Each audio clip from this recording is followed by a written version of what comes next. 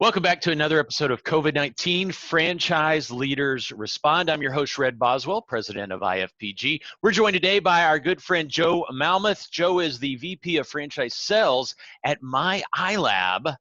Joe, welcome to the call today. Thank you so much, Red. Thanks for having me. I hope you're doing well. Absolutely, brother. I've always respected you, your leadership in franchising. My Eyelab, retail, unique franchise.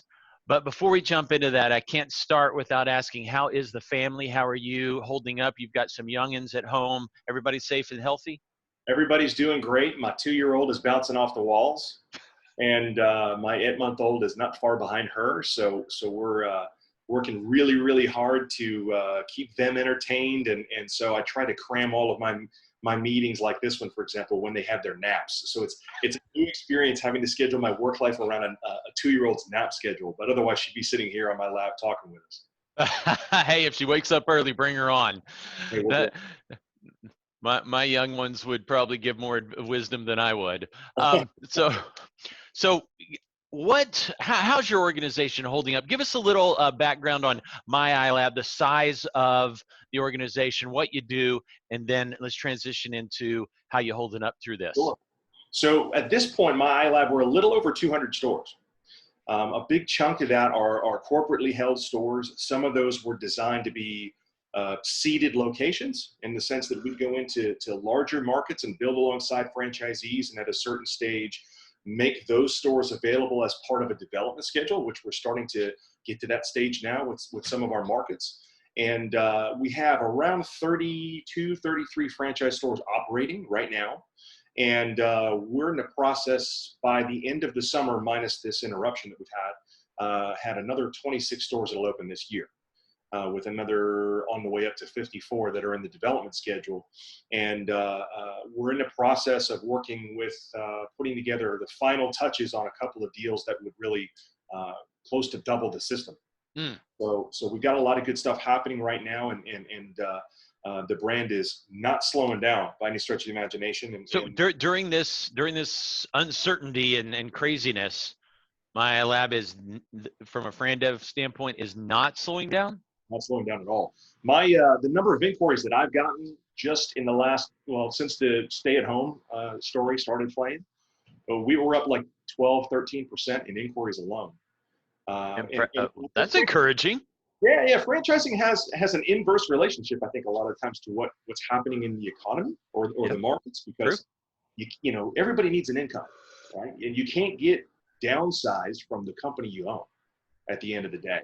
And so we've always seen that in my experience, and we're really encouraged by the response we're getting. Plus, being kind of the leading telehealth franchise, especially in optical, with that being all over the news right now, we're dropping press releases and doing different things that are just really picking up steam for us. So you said a buzzword, telehealth, or I've heard telemedicine.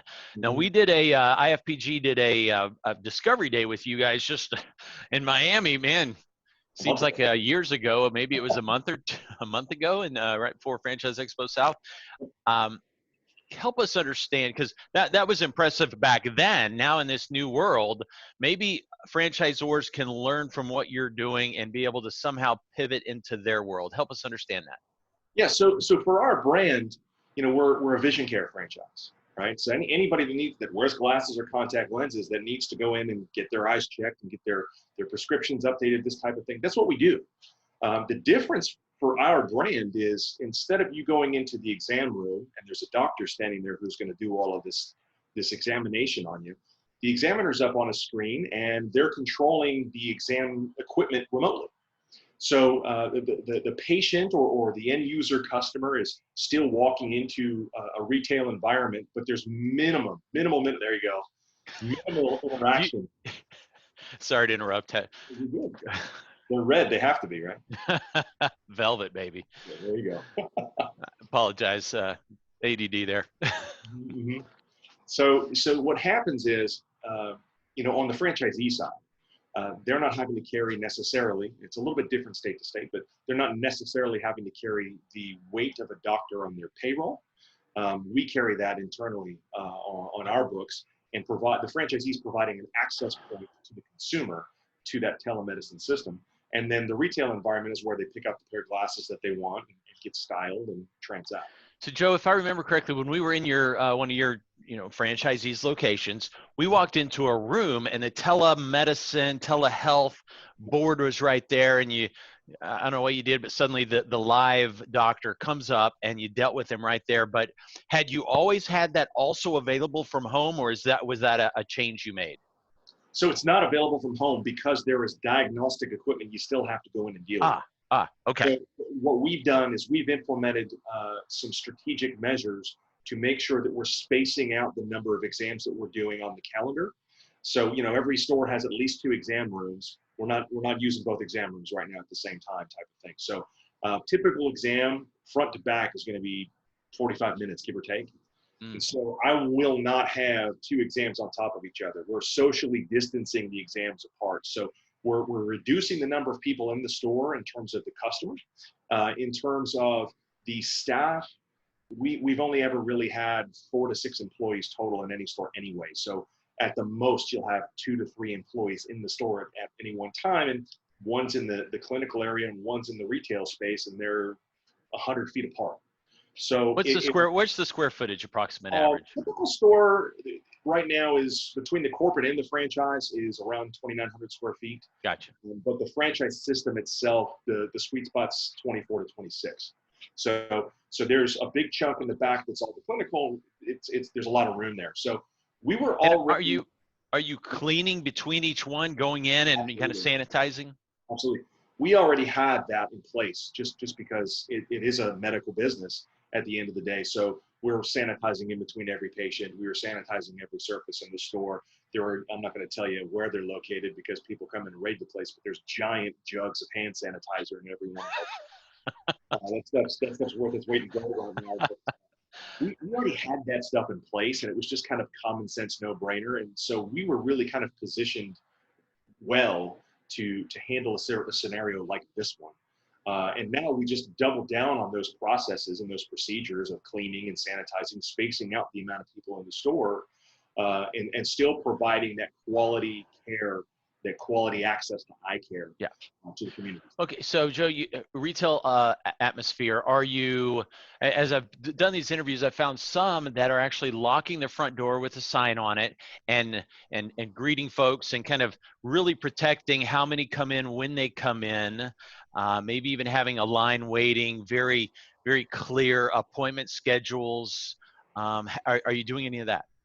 Yeah, the one thing we did have to pull back from actually was we used to advertise pretty heavily that we would take walk-in traffic because the telemedicine system allowed us to, you don't have to have an appointment.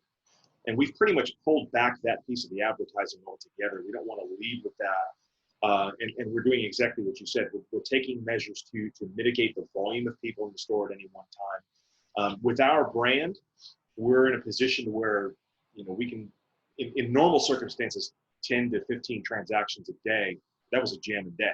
Yeah. And you can get over 7 figures in our brand with just that volume. And so if we cut that in half for 60 days and limit the number of appointments and limit the number of potential exposure that you may have in terms of cleaning everything and all this kind of stuff, we're not really seeing that much of an impact necessarily, other than some of the areas where, there might be some political reason why nobody's at the stores or operating, but we are an essential business in healthcare. So we're fortunate to have that angle. Outstanding. What about, you've heard us using the hashtag franchising stronger together. That's the purpose of this, building, just giving best practices to the other franchisors out there. Any technology you might be using at My Eyelab or beyond what we've already discussed, or any other pivots, changes, new product lines? We had one franchisor actually, they had to close their cycle bars. In fact, I'm actually using cycle bar mug here, and they leased out their cycles to their members. Anything else you're doing that might be of benefit for the franchisors listening? Yeah, the one thing that we did change that I think has made an immediate and direct impact was how we're communicating with franchisees. Normally, you'd have whatever typical cadence you would find in the franchise system through whatever typical channels that you would have. And what we immediately went to and implemented was podcasting it's a very easy way for us to kind of give a once a week state of the union of the brand, of the industry. What are we learning? What's going on? How can we help support those franchisees? It goes out to them immediately. It's easily digestible. They can basically click it on their phone and listen to it anywhere that they are. And then the second half of that is kind of like what we're doing now, where we're going out and we're seeking access and interview time with industry experts, with financing experts, with real estate attorneys to talk about the potential of using a force majeure clause in their lease to give them some relief there, working with different vendors to come on and provide them information, real timely information, because we want to leave them in a position where they can be strategic with the decisions that they are making to keep their business afloat. But even a step further, if they're armed with that kind of real world, real time, up to the minute, critical information, they can take advantage of opportunities. They're going to present themselves in a market like this.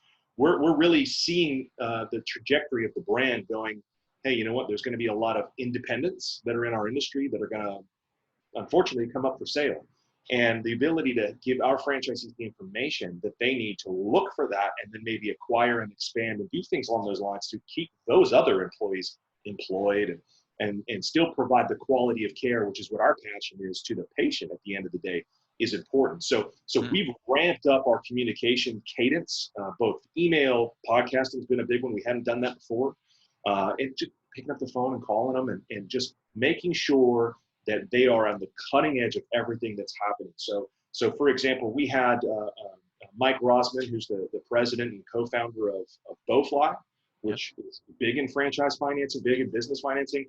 On the day the afternoon after the bill was signed for the stimulus package, walked us through the CARES program, the whole deal, and cut that and sent it right out to our franchisees. And if they took action, they jumped to the front of the line, let's say, on being able to have access to programs like that.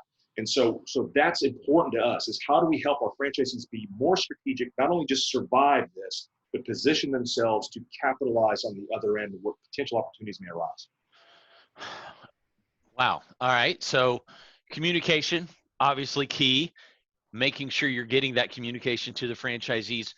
We touched on FranDev, some things you're doing PR related, exposure related to generate new leads. But what about the candidates that were in process? What's happened to them? Have you seen them all run for the hills? Have they continued at the pace they were at, or maybe more in the middle where they're slowing down, pausing? And I'll throw on to that financing. Have you seen any pivots on financing from they were going to use 401k, but the market's caused them to now pivot to a different source? So we're seeing all of the above, actually. And so we kind of have the franchise candidate, they really kind of fit into like 3 or 4 main categories. You have your big multi-unit PE group types. You have your guys who are going to be not a PE group, but maybe they're going to build 5 or 10 stores on their own.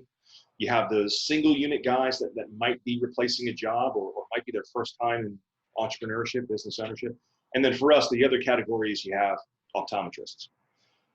What I am seeing across the board is everybody's going, stock market's volatile, let's leave my 401k alone. SBA is super cheap right now, let's go that route. So I'm seeing that across the board. The guys that are the single unit type of people that are not medical in nature are slowing down, and I totally understand why. And we're working with them on their timeline to make them comfortable, to continue to feed them with information, to get them connected with our operating franchisees, and so they can see in real time how are these guys doing under the circumstances, which has been a huge help. The optometrist group, that segment seems to be moving forward no matter what. They recognize that, hey, if I don't have telemedicine in my business, if this happens again in the future, something I'm really going to be up a creek. So they're looking to add that and augment their business that way, so they have an option to survive a time like this.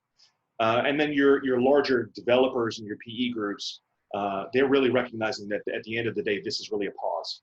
It's not a downturn. It's not a recession. It's not a depression. This is a pause. It's going to burn itself out. We're going to have some embers to deal with afterwards, and then we're going to move forward and rebound. And so they're looking at opportunities to say, hey, you know what?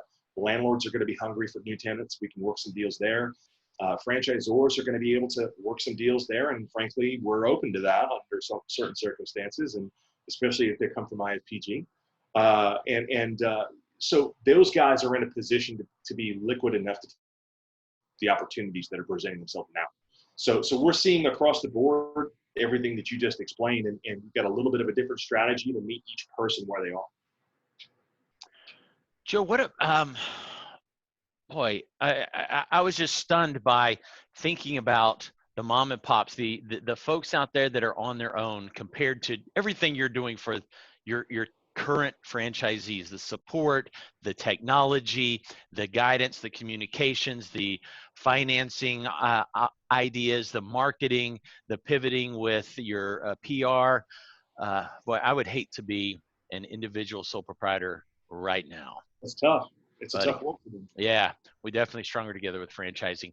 Bro, any final advice you would share with franchisors, Z's, even business owners in general out there to support their team? Yeah. Number one thing that we can remember is everything, no matter, you can't grow and ramp for forever.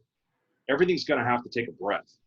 And what we're really seeing in everything that we're doing is in that time of taking a breath, taking a pause, if you will, using that as an opportunity to reset, to reevaluate, to strategize, to pull your, I can't tell you how many over the years franchisees I know that have written a business plan day one and then never looked at it again. Pull that thing out. Are you on path? Are you hitting your milestones? This is a chance to reset goals and stay positive. You have to weather the storm. One of the things that I share with my franchisees is right now it's about the 3 M's. It's about margin, it's about market, and it's about message, right? The margin piece is what product or services do I sell? Which ones have the best margins on them? And understanding where my operational break even is, I'm going to target moving those products to have the most margin in them. So that way I can survive on maybe a lower volume of transaction, right? That's critical. The market piece is who am I going to be selling this to? And has that market changed? Has the way that they consume changed? Do I need to go to a delivery drive-through model type of thing that I didn't normally do? I was a sit-down restaurant. And then the third part is the message. How am I getting the message out there that, hey, we've pivoted, we've changed, we're still available to you. Here's why you still need to support us and be a part of our community as our customers. And here's what we're doing in exchange. If you can get those three things right this time, you'll make it through. And you'll keep your staff in place. The other piece I'll tell you is, man, go after that CARES Act, because you keep your people employed through that process, and that thing's 100% forgiven on the other side. That's franchising and the country coming together to support each other. That's important. Amen. Well, we've learned a lot over the last decade because I didn't get any of that back in 8, 9, and 10. I hear you. Life would be a different world, I think. So certainly we're protecting, supporting our franchisees out there in so many ways through government and through things like this. Joe Malmuth with My Eyelab. Thank you for your friendship. Joe, thank you for supporting and giving all this great advice to franchisors out there. Appreciate you, my friend. I appreciate you too, man.